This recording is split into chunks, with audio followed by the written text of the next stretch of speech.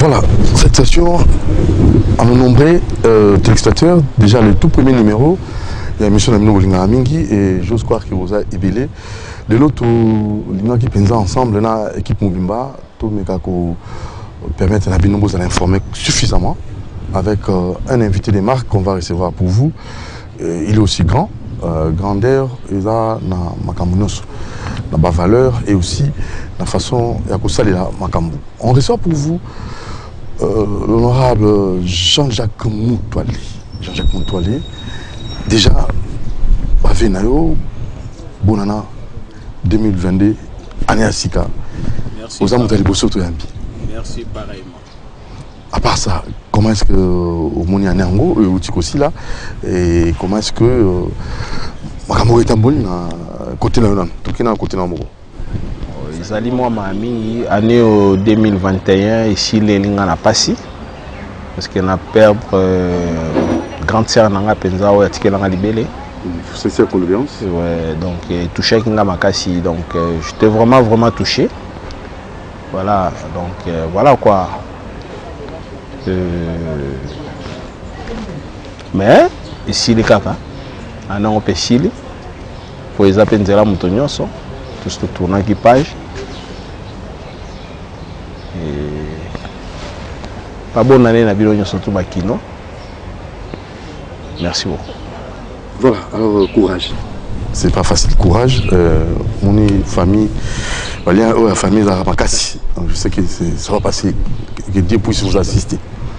En tout cas, rapidement, l'état de santé à MLC, année aussi là, année à Sikango, MLC Ndengni. Bon, de MLC ça bien. MLC ça bien parce que le président national est là et le dernier membre peut partir à Bazali. Donc, critère surtout MLC, Bazali et puis, donc, partir ça très bien, il n'y a pas de problème. MLC ça bien, partir ça très bien, il n'y a pas de problème. Et sur terrain, mobilisation, parce que l'on a vu l'implantation à partir de la province, de la commune, est-ce que c'est efficace? Efficacité? Non, c'est implantation, cela veut dire qu'ils ont un réveil politique. Parce que MLC a déjà implanté depuis 2006, MLC a partout dans le Congo. Même à l'étranger, MLC a. Cela veut dire, cette fois-ci, on était dans les calmes, c'est parce qu'on est dans les pouvoirs. Et on te fait la kimia, mais MLC, rien ne change, tous aura toujours la même position de force. Et le président national, Jean-Pierre Bemba-Gombo? Il se porte bien, il est là. Il ne parle pas trop. Pourquoi? Il ne communique pas. Pourquoi? Mais attention, le problème, on a trop pas à battre. Les journalistes, si vous posez une question, trop, il ne parle pas. Il va parler quoi aussi longtemps que lui, il a accepté qu'on a une union sacrée. Tu sais, nous les politiciens, on a l'habitude de parler ceux qui n'ont pas d'idéologie, ceux qui n'ont pas de macarisi, mais lorsque je suis dedans, pourquoi on a le balai sous? Parce qu'il y a un chef de l'État.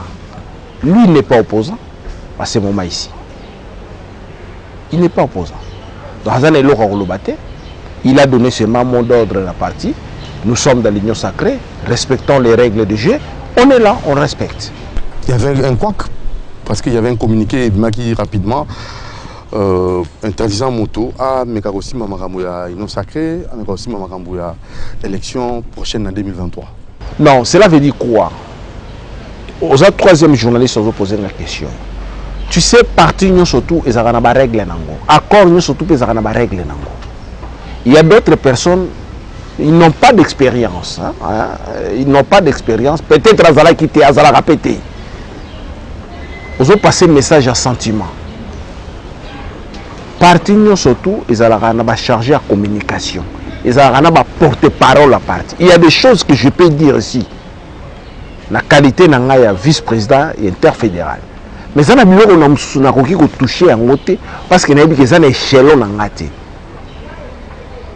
Aux Hollandais, liberté, il y a des limites. Est-ce qu'il est politicien? Tu sais, il y a des choses qu'il faut y avoir. Il y a des choses qui papa. Et là, on a aussi il faut que je demande la permission. Et là, on a non, ils ont abissé. Il y a un maït, on coûte maït en Afrique, ça nous met la note. Mais si on coûte bière, nanda kuna bino ozwango te po yebiki na ba provision nda to somba bierte donc ils aiment tout il faut demander c'est ça le problème. Alors on va parler actualité et surtout ils ont année tout ça le rétrospective donc une émission rétrospective autour de l'actualité au Yamakasi en 2021. Donc il y a nous rapidement un discours il y a mon Mboka je sais pas parce qu'on va revenir hein, il y a une forme de rétro et aussi qu'est-ce que vous pouvez retenir, qu'est-ce que vous pouvez donner comme avis dans le discours on a et dans le bilan ou à Salaki? Non, mais là, de même avis parce que tout ça accompagné. Bon, je vois pas. Parler de la méritocratie cette fois-ci, il faut moto à Zala capable pour battre Nesika. Il a évoqué. C'est ce que moi je dis. Cela veut dire quoi? Nga nani lo kolobate plus que oya lobby parce que le message était clair. Mais là il est dans Osengaye, peu importe ce qui se passe dans le gouvernement a changé. Il est grand temps. On peut récupérer ça dans une année utikali. Changer est-ce que la MLC vous avez des compétences? Non mais regardez le ministère au MLC est-ce que le chèque n'a pas nini? C'est ça. C'est ça les compétences ou compétences il y a MLC. Tu sais, même le gouvernement sur Tali, mais l'élément fort, au monde a MLC. Tu comprends? Au monde a MLC.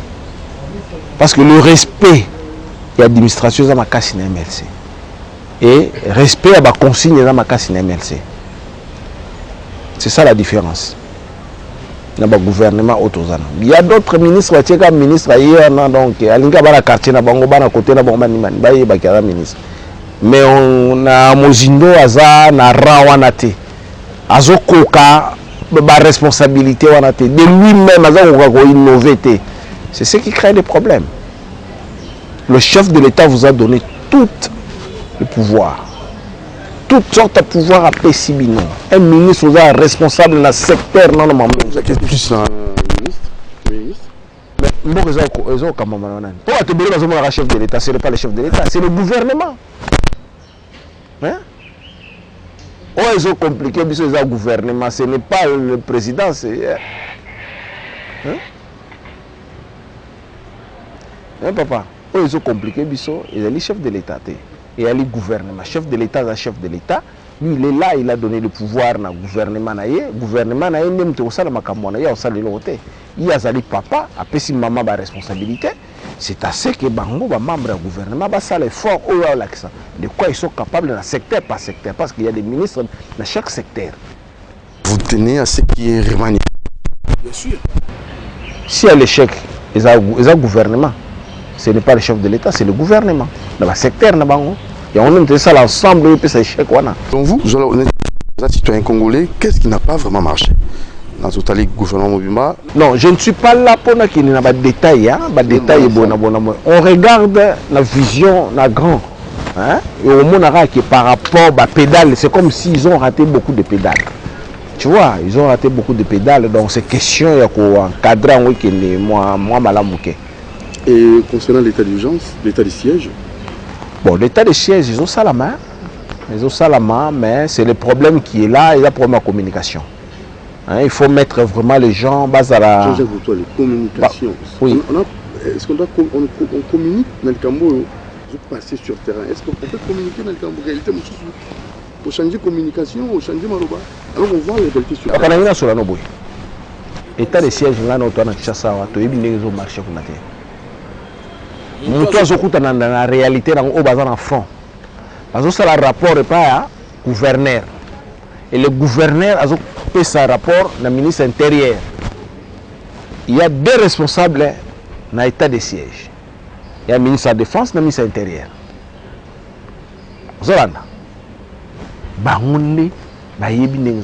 Alors, pour la mission, il faut que la communication bien et passer très bien.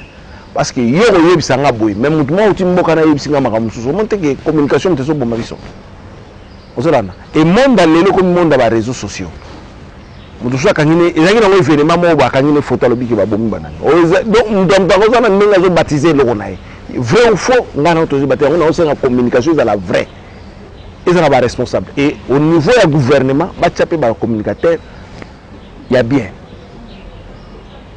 Il y a un message dans la population. Si la population ne sont pas là, ces communicateurs? Non, c'est compliqué le message. Compliqué le message, comment ça? Mais non, parce que c'est comme si vous avez laissé Batumoko Nebalobara. Tu sais. Parce que les stratégies à combat et à guerre, c'est pas donné à tout le monde. Non, c'est le côté faiblesse de l'union sacrée pour la communication. Faiblesse de l'union sacrée de la communication. Faiblesse de l'union sacrée de la communication. Même les ministres, eux, ils vont communiquer. Mais il y a une émission. Tu vois? Où la ministre, elle explique. Non, ça ce sont des justifications, mais il y a la méthode de ce soir. Non, c'est mon petit, il est excellence, mais il essaye, hein, il essaye. Hein. Au moins, d'un côté, on a autant à DG, à l'objet, entre parenthèses, donc il y a trop de petites choses aux alliés qu'il faut pas améliorer. Et tous ces bilans, ça va aussi vous rattraper, les bilans MLC. Mais quand vous parlez rattraper, est-ce que c'est échec ou quoi? Selon vous, le bilan? Les échecs. On est en train de travailler, il y a encore 2 ans. Une année en période, une année en 2023, il n'y a pas de problème, on peut tout récupérer. Dans le côté aux hommes négatifs, côté aux hommes négatifs, il faut dire que non, honorable, dans le monde domaine aux négatifs. Non, population aux aïeux zanga. Et ça, on va donc il y a ce qu'on manipule sur les échecs. Moi, je t'explique. Sur la coquille, non, réellement, les journalistes m'avaient dit ça, dans mon place sur le micro, ça la bonne. Les social. Social à Congo est changé de l'autre côté. Banda Mobutu les l'autre dans la même gamme il y a vie. Rien n'est changé. Et ça les responsables de l'économie, les ministres de l'économie, comment faciliter les choses. Ce qui est réseau quota et belé social et qui t'a provoqué en côté il est toujours la prise à l'écolo parce que excès à biloko et gotinda bateau il va na biloko na baki ça va pris bango moko au fongoli nzela ya 2 fois wa au fongoli nzela ba frontière na so ba Brazzaville ba fongoli en biloko zokota mais malheureusement problème il y a Covid peut-être mais qui dissipe le coup il y a douane c'est fini.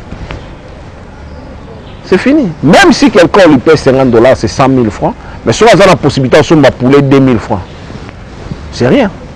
Et la gratuité d'enseignement, est-ce que les acquis récitent?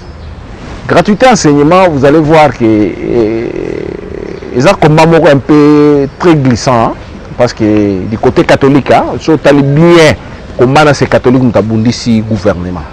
Là, je ne vais pas entrer, vraiment c'est très très glissant. Et nous tous on a compris. Mais ils ont moi passé. Ils ont passé dans moi marre. Catholique? Oui. Mais l'air de jeu c'est catholique. Pour quelle raison? Pour quelle... Non, vous savez que bana ba futa ba minerval kuna ba 600 ba 1000 ba nini bana ba tanga gratuit comme compliqué ko futa ba professeur comme na moma ka mo ba irrégularité o bango ba yebi. Bon, ils ont donné des raisons où on va payer, on va payer, on peut faveur wana. Mais bah catholique bon nombre ils ont accord bah yokani. Bon, vous dépasser limite si c'est 600 000, je me trompe pas, c'est $600 quelque chose comme ça. Et bah yokani, c'est tout. C'est pas un problème, c'est pas aussi mauvais hein. C'est pas aussi mauvais. Salubrité. Ben, moi, il y a des fois, je ne comprends pas. Je ne comprends pas avec vous. La plupart des gens, si vous regardez la ville, c'est la salubrité. Pourquoi? Salubrité, la ville, le gouvernement. Je m'excuse vraiment, comme le roi Moutouna est vraiment gentil, vraiment. Donc, on fait du travail. Hein? On va député, donc,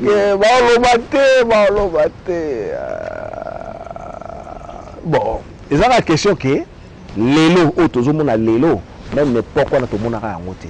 Bah, cantonnier, l'élo, parce que belé, bah, sala. Et réellement, tout le monde a salubrité au sala, ma papa. Soyons sérieux. Tout le monde a constaté que on a beaucoup de saleté dans la tête. Ils ont il n'a pas de moyens, c'est ça, selon vous? Non, mais moi, ils ont fait ça mouquet. Les problèmes, attends, d'abord, moi je vais t'expliquer une chose. Il y a un problème au niveau de la rétrocession. Cela veut dire que les députés provinciaux, au gouvernement central ont déclaré. Nous, on déclarait même là-bas. On a membres bureau qui rendez-vous. On a tous les goûts des présidents. Il y a l'Assemblée provinciale. Non. Le président de l'Assemblée de Congo. On a discuté avec le Premier ministre. On va voir les moyens comment va venir. Bango bazawa nous occuper dans la rétrocession. Rétrocession c'est 40% dans le il y a budget à ville. Lorsqu'on ne donne pas les 40% là, donc fonctionnement ville c'est comme un DGRK. Alors DGRK zawana, bah si j'étais à DGRK, ils ont une entreprise dans quelques personnes on va respecter. On peut foutre tu vas voir que ça m'a sauté. Donc sur l'article là on a 3 millions, on a 3 millions. Sur l'article là 4 millions, donc bazar moi été. Fayoulou qui demande et moi j'ai tout ça toujours les Camboyo. Il y a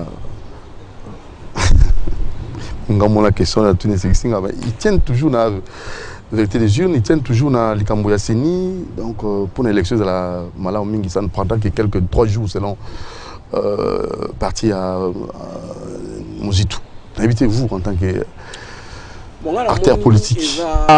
Sans objet, il y a sans objet. Et là, il faut se préparer. Parce que nous tous, nous, MLC et l'IDPS et l'opposition entière, télémélaki ma machine. Mais la soukala, le résultat pesami Fachi Moutabimi. Fachi Azaki candidat ya Kabila. Mabimaki. Si Fayoulou tient qu'un jour à la chef de l'État, à bosser dans l'élection, parce qu'ils se distraire. L'élection c'est si là que c'est le cas qui.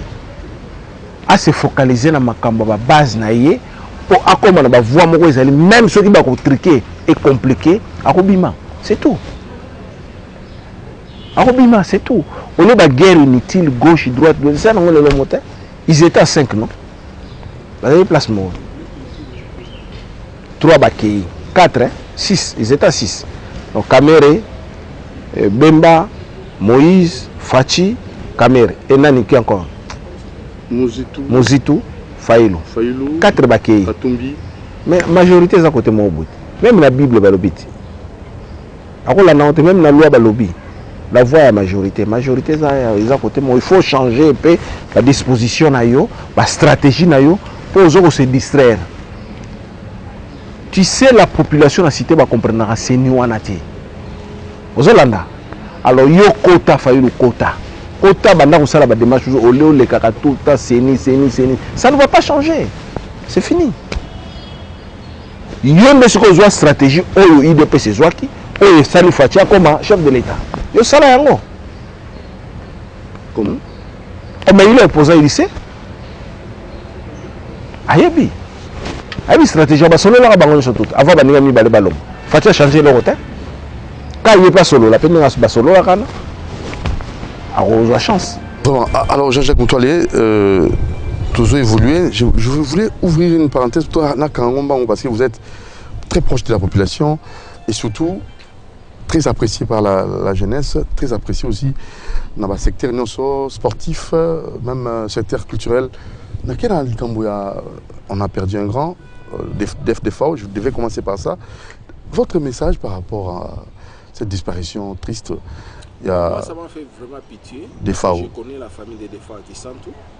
La période qui m'a fait internat, comment on peut foutre la cité, qui m'bala, à côté de Bango, c'est là où j'avais connu des FAO. Mais ça, il y a trop, les musiciens sont trop jeunes aussi. On peut faire des bandes tout le temps, mais c'est vraiment pitié. Bon, pour côtoyer vraiment mingi na sala mingi, mais j'aimais ma musique quoi. La façon il était un peu distrait avec ma modèle ma forme ma façon ça aussi pour notre voilà quoi. Mais bon, toi matanga. Très bien, on a quand même parce que je risquais la bourse parce que il y a pour la population à cette année. Mais tout rapidement, le Cambodia concret. Parce que le concret, c'est quoi? Tout ensemble, tout le va pour ça l'analyse. Jean-Jacques Moutoilé, quelles sont les propositions au Yougou Sala pour permettre à ce que, au PSA, d'abord, les bourgmestres de la commune, parce que nous, on a oui, on peut connaître la saleté. Qu'est-ce qu'on peut, qui peut être bourgmestre à la commune, qui peut être gouverneur à la ville, qui peut être ministre? Est-ce qu'on peut n'importe qui aux années? Bon, il y a un problème. Le problème qui est là est un problème. Je ne sais pas qui sont ses conseillers à chef de l'État. Puis le ministre de l'Intérieur, il y a 20 ans, il y a 15 ans. Bon, ils en ont deux volets. Il a fait 15 ans parce qu'il est bon. Il a fait 15 ans parce qu'il est mauvais. Tu dois éviter. Parce qu'ils ont mon commune, surtout parce que les communes touchent la population directement. Mais moi, de mon côté, ça n'engage que moi, que le chef de l'État a zotique les bancs temps moulaï. Vous comprenez? Le chef de l'État a laissé le temps. Il y a qu'au ça beaucoup mestre en espace. Il pouvait tuer le meilleur batikali parce que la majorité va beaucoup mestre a perdu. On peut à côté ici innovation pour les alité. Aux Hollandais. Ça peut être jumelage, projet, donc je ne comprends pas. Est-ce que ils ont fait beaucoup mestre? Point d'interrogation de ce côté-là. Est-ce que le gouverneur a s'en charge à la vie à beaucoup mestre? Point d'interrogation. Est-ce que la rétrocession a beaucoup mestre? Point d'interrogation. Parce que quand il n'y a pas de sanction, cela veut dire que beaucoup mestre va se faire bon côté. On va sanctionner à la nuit. Tu ne m'as rien donné. Je n'ai rien. Tu vas me sanctionner en quoi? À rien. Tu vois, c'est le gouvernement central maintenant qui va regarder le gouverneur de la ville. Monsieur le gouverneur, on prend 1 million, on te paye sur la commune, on te dit, si tout le monde va célébrité, on a 24 communes. Il y a quelque chose, ils sont mis 200 ou 300 camions à poubelle. C'est bon, chaque commune est 10, 10, 10, 10. Ça va nous arranger. Moyen évacuation, il y a des immondices, ces ateliers. Ça complique. Ma père chargé tous en angoté. Les gens ils ont compliqué. Ce n'est pas le gouverneur de son bango, mais moi je suis une exonération douanité, il doit payer douane, il doit faire ceci, donc ça complique la situation. Alors, tout le monde dit, oui, bilan, on peut parler, le bilan c'est bien bon, mais les Camerounais, c'est la régie des eaux.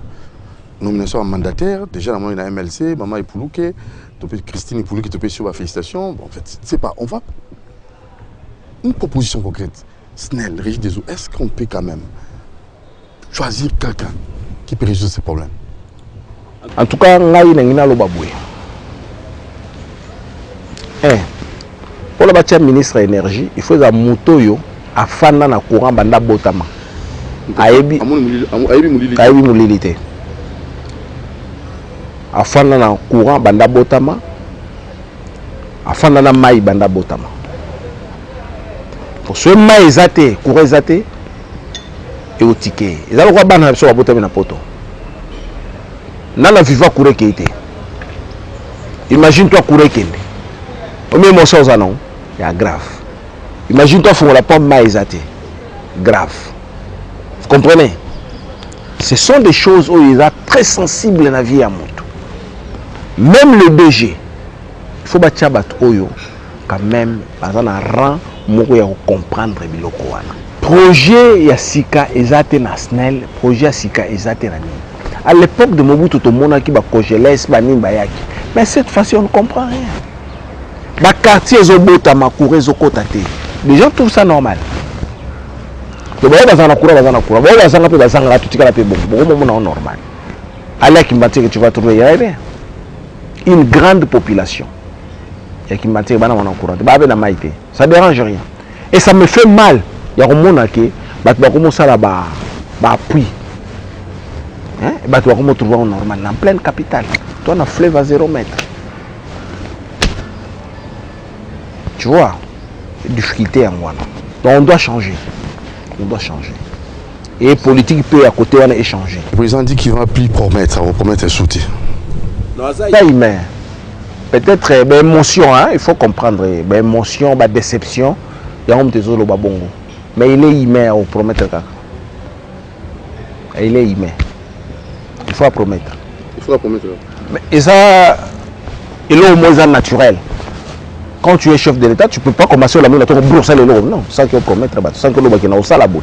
Il faut le barak. Dans le budget déjà la promesse. Alors, la Mouka, parce qu'il y avait elle, Fayoulou et Mouzitou, elle, Bemba Moïse, c'est comment Moi, je ne vois pas des choses là de la Mouka. Moi, je vois MLC. Bah, la Mouka, c'est une distraction. Et c'est là, il est la Mouka, c'est chacun en a quoi. La Mouka, c'est un nom. Oui, tu as le combo, mais MLC, c'est Bemba. La Mouka, c'est pas Bemba. La Mouka, c'est pas Moïse. La Mouka, c'est pas Moussa. Non, chacun en a parti. Moussa, ça, la partie. Alors, la force a parti. C'est toujours fort. Papa, la réalité est devant nous. Tout le monde est chef de l'État. Il n'y a pas un leader politique comme Bemba. Tout chef de l'État est le cas. Parce qu'il est le chef de l'État, il a le pouvoir, déjà, il aura. Maintenant, il n'y a pas match. Même la sensibilisation. Papa, Oyo Bemba Salina Congo, tout le monde l'a fait, il est le chef de l'État, il est charge à Congo. On comprend. Mais Oyo Bemba Sali pour le Congo. Parti politique de Mokote. Parce que là aussi, il faut rappeler. C'est très capital. Mais Bemba est pour la libération. Tu vois qu'il y a un San City, Bandi, Mamaramigno, Soto, Mamé changé. C'était Bemba, non? Tout ça va réaliste, non? Bemba, là, là, là, Zamba, là, là, pour de la Congo. Bah, oui, tout le monde, ça, ça, là. Bateau, la génération Bemba, tout va sauter. Peu importe l'âge, va sauter.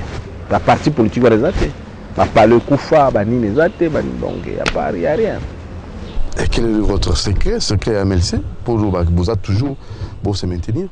Mais secret MLC c'est Bemba, force à Bemba. C'est Bemba. MLC secret non, c'est Bemba. C'est Bemba. MLC c'est Bemba. Il n'y a pas de voix. Voix mort à Bemba. Il est compris, il est mal compris. Dans la union sacrée.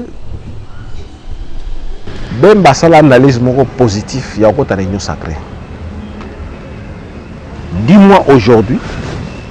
Au moins, tu as ça l'analyse. Bemba, Jean, Bemba, Moïse, Bemba, non, vous avez place. Et là, il y a Kaboula qui bango. Nani a la candidat. Parce que stratégie, tout va s'y saki. Et là, il y a Kaboula bango. Nani a la candidat. Bemba, Baponaki, Fayoulou. Ok? Vital, Nafachi, Baki côté Naba. Même stratégie, même politique. Vital, Bagani. Le chef de l'État Talabino, tout ça qui n'a pas la même politique, la même stratégie. Venez m'accompagner dans l'idéologie, tout ça qui n'a pas ça là. Bemba a trouvé, a jugé bon. Il a travaillé avec frère. Moïse a jugé bon, il a travaillé avec frère. Baketi. Faïlou na Mouzitou Baboy. Va représenter l'autre. Quoi? Va représenter l'autre. Comment ça? Et si il y a des des Arabes. Pardon? Et si il y a des représentants en Onani. Et si il y a des Bon. Merci. La personne, il est connu, mais son parti n'est pas connu. A comme il Orawana, parce que c'est là qu'il n'a pas tout le monde. C'est tout. Donc vous l'effacez comme ça? L'effacer, tu as failli le place à Faïlou. A changé l'autre. A failli le place à Zali. Mais il y a une zone là-bas, à Salane Makasi. À Matissa parti là. Parce que c'est un parti politique. Tu vois, à la partie politique. La partie naïe, moi je vois que mon jeune frère qui est Welo, c'est tout. Hein? Parce que Welo a l'histoire, dans la démocratie, on a un combat politique Welo dans l'histoire. Vous allez réduire un parti politique à Moutoumoro? Tout un parti politique? Voilà, il y a un lobby.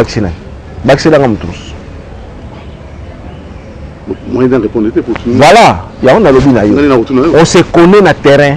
Tu y es dans le monde politique. Est-ce que vous allez monter? Parce que là, il y a un la barabara autour de la baby. Jean-Jacques Moutoile, il est efficace. Naïban, la casse.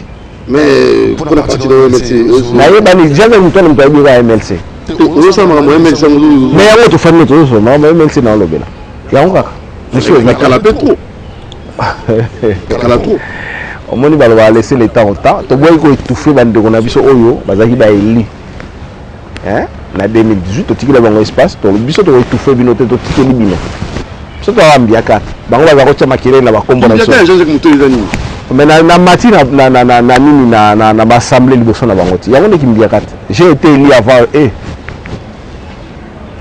j'ai été élu avant eux c'est différent. Vous avez impacté Nathanayo ou impacté qui so le luki ngale to sala mission parce que les gens sont mutole au rosa na ba mususu na te au rosa na ba to ba to na McDonald's Kinshasa ora me McDonald's kin yo projet yo député yo me McDonald's kin au ça na oni est-ce que McDonald's là contrat McDonald's ça oui bien côté un petit conseil na bango parce que vous a mbiakan de lobby non il s'en sert à rien on peut seulement conseil bah ça là-bas subir ma responsabilité au peuple mtazo mona. Moi, ce que je demande seulement, c'est au niveau du chef de l'État, à l'Ukaba communiquer. Donc, Mongo, il y a bien, bateau va se communiquer très bien. Peuple kinois Ayoka, dans chaque province Bayoka, va comprendre le message naïe. Il est mal compris par moment. Des fois. Dossier RAM. Dossier RAM, là, on a joué le banote. Dossier RAM. RAM, c'est une question de communication. Ministère, d'abord, il fallait communiquer na peuple que voilà va créer le romo comme un ram bando kata ba taxe bando sala boye bando zala boye bando le kaboye oui pas premier ministre bon nous qui la roi siècle to bando kota ngoi kota kata budget national bon c'était simple bango bazo la ka ram mais ça va service mususu yo ba siècle mususu ezana kata budget national ta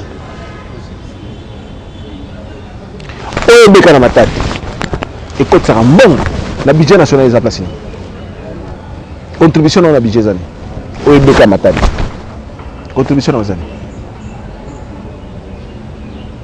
et là le service est beleza la ramté c'est question de communication pour faire raisonner baza compétent na moté baza on est tellement ba on a sur la fonction mais il y a un zolo bat so mto contribuer na ma zolo bat et ça le service est belé ba mbongo bimaka et ça tracé na kata budget. Mais le service est sur la voie parce que ils ont en communication. IGF, Libération Vital Caméré, Liberté Provisoire Vital Caméré. Non, voilà, c'est sincère. Caméré n'a jamais été coupable. Voilà, peut-être sincère, non. Ça n'engage que moi. Caméré n'a jamais été coupable. Les Arabes ont ramené qui regardent les Arabes. Parce qu'il y a le bas, on a le bas, lemba. Alors IGF, comme ça, non. Bon, IGF a dépassé au-delà. Il y a service naïa, trop de publicité, mais Moussa Lango a bon côté. C'est tout. Vous prenez un Congo fort, un Congo peut-être dans les jours à venir, dans les années à venir, où le peuple peut nous jouir la richesse. Le peuple a jouir le lobby. Et ça a décision à Mouké. Qu'est-ce qui manque? Décision à Mouké. Cela veut dire qu'on change l'équipe là, pas long là-bas. Pourquoi pas? Oh, et bien ça magique. Place sur la ligne de Tchanga Tchangat. Bah l'accent on a la compétence na za na onyoso. Mais oui. J'ai été membre du conseil d'administration à la CVM, j'ai travaillé. Il n'y a pas de compétence. J'ai travaillé avec Makila plusieurs fois. Et les compétences c'est années. Ils ont réfléchi aux ça la maramo ça non. Compétence c'est quand tu fais les choses positives non. Compétence c'est aux années. Il y a même des gens là-bas, Moussa est le bosso ministre. Il est bien monté. Bon, biso ba. Moussa est le bosso la vie ministre. Quelles conséquences? Moussa est le bosso conseiller chef de l'État. Quelles conséquences? Pourquoi pas nga? Nga muna tamula ibu na salle de na bebele na ma capacité surtout. Ce qui carton bazara na na, ce papier bazara na na, ngo isiko loni. Alors, nous reste, en fait, il reste 5 minutes seulement. Dans 5 minutes, on a comme on a CT, na Cambo Italie, Isala, pour la bilingue. Parce que chômage, ils ont battu le record, on a vu.